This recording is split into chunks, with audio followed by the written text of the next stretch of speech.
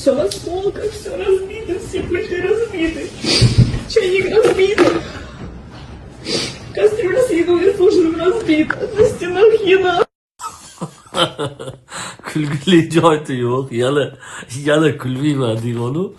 Odam ustidan kulishmas, sraz aytaman. Yana darrov negativ yozmaylar. Sal uyqum kelib turgan ekan shekilli. Yo endi manda nima ayb?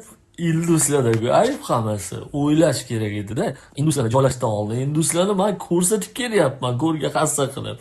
Ular hayvon sifat insonlar. Hammasi ham emas, lekin ayrim joylarda shunaqa yashayotgan bular.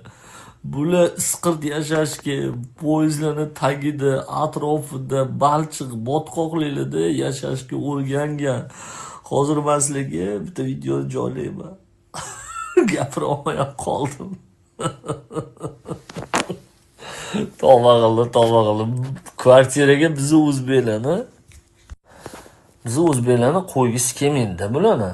Nima uchun endi yig'isi qilyapti? Men o'zim Peterda yashaganimda rosa 1,5 oylab kvartira qidirdim. Hammasini yeruskiy, tam bu yoq. Kelib посредник topasam agentim, hammasi atmaska qilib sizni ignorirovat qiladi. O'zidan просто gapingizni ham eshitmay o'chirib qo'yadi.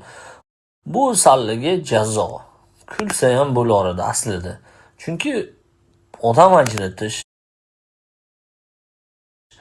millatchilikka oqibat shunaqa bo'ladi. Salla shunaqangi cho'chqa xalqiding, o'zingga yarasha cho'chqalarni topib kelding. Molli siydiga ichib tagida cho'miladigan insonlardan buqiga bayram qilib nimani kutgan eding? Molpamlar molligicha qoladi. Bizni o'zbeklarni, tojiklarni, qirg'izlarni o'zlaringcha qo'lingni uchida ko'rsatuvding. Sekin boshlanishi yomon emas. Moskvani Mumbayga aylantiramiz degan.